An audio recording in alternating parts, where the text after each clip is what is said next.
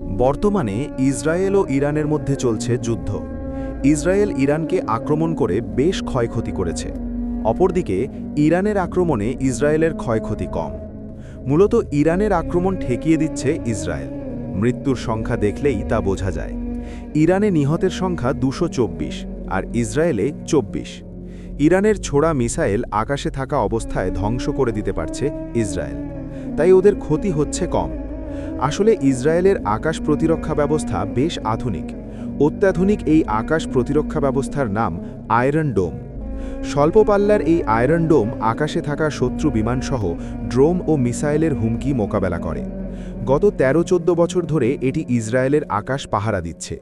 360 ডিগ্রিতেই coverage দিতে পারে এই আয়রন ডোম। 2011 সাল থেকে প্রায় 5000-এর বেশি আক্রমণ আটকে দিয়েছে এই প্রযুক্তি। সেই হিসেবে আয়রন ডোমের সাফল্যের হার প্রায় 90%। কিন্তু কি এই আয়রন ডোম, কিভাবে এটি কাজ করে?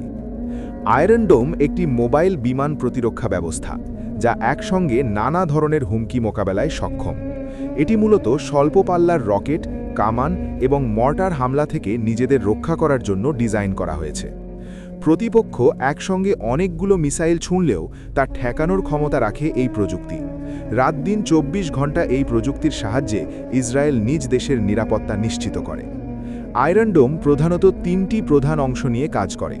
সেগুলি হল শনাক্তকরণ ও ট্র্যাকিং রাডার, যুদ্ধ ব্যবস্থাপনা ও অস্ত্র নিয়ন্ত্রণ বা বিএমসি, এবং ক্ষেপণাস্ত্র উৎক্ষেপণ ইউনিট বা মিসাইল ফায়ারিং ইউনিট।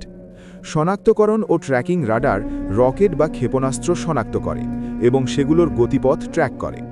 যুদ্ধ ব্যবস্থাপনা ও অস্ত্র নিয়ন্ত্রণ অংশের কাজ রাডার থেকে পাওয়া তথ্য বিশ্লেষণ করে ক্ষেপণাস্ত্রের গতিপথ গণনা করে। যদি ক্ষেপণাস্ত্রটি কোনো সুরক্ষিত এলাকার দিকে যায়, তাহলে এটি ইন্টারসেপ্টর মিসাইল নিক্ষেপ করার নির্দেশ দেয়। আর ক্ষেপণাস্ত্র উৎক্ষেপণ ইউনিট থেকে টামির নামের ইন্টারসেপ্টর মিসাইল নিক্ষেপ করা হয়, যা ইসরায়েলের দিকে আগত ক্ষেপণাস্ত্র আকাশেই ধ্বংস করে দেয়। প্রতিটি টামির ক্ষেপণাস্ত্রে ইলেকট্রো অপটিক্যাল সেন্সর ও স্টিয়ারিং ভেন রয়েছে, যা সেটিকে লক্ষ্যবস্তুর দিকে সঠিকভাবে পরিচালিত করতে সাহায্য করে। আয়রন ডোম প্রতিনিয়ত উন্নত হচ্ছে, শক্তিশালী হচ্ছে এর ক্ষমতা। আয়রন ডোমের কয়েকটি ধরন আছে।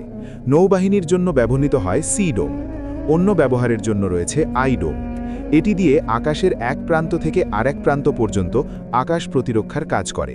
ফলে স্থল, নৌবাহিনী সহ দেশের সম্পদ এবং বেসামরিক জনগণ নিরাপদ পরিবেশ পায়।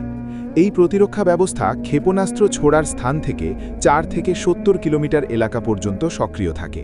প্রায় 10 কিলোমিটার দূরত্বে পৌঁছে আক্রমণ প্রতিহত করতে পারে। ইসরায়েলের বিভিন্ন জায়গায় আয়রন ডোম ব্যাটারি বসানো আছে। প্রতিটা ব্যাটারিকে থাকে 3 থেকে 4টি লঞ্চার। প্রতিটি লঞ্চারে 20টি ইন্টারসেপ্টর ক্ষেপণাস্ত্র থাকে।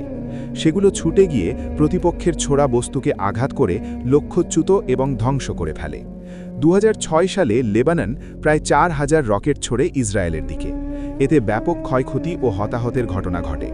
এই ঘটনার পরপরই আয়রন ডোমের ব্যবস্থা তৈরি করে ইসরায়েল।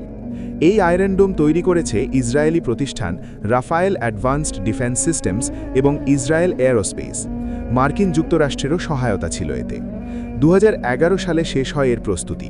এরপর দেশটির বিভিন্ন জায়গায় স্থাপন করা হয় এই আয়রন ডোম। 2011 সালেই গাজা থেকে ছোড়া একটি রকেট আটকে দিয়ে সফলতার প্রমাণ দেয় এই প্রযুক্তি। সেই থেকে শুরু। এরপর হামাস, ইরান ও লেবানন সহ প্রতিপক্ষের প্রতিটি আক্রমণের ক্ষতি প্রায় 90% কমিয়ে আনতে সফল হয় ইসরায়েল। আয়রন ডোম প্রযুক্তি কয়েক স্তরে নিশ্চিত করে।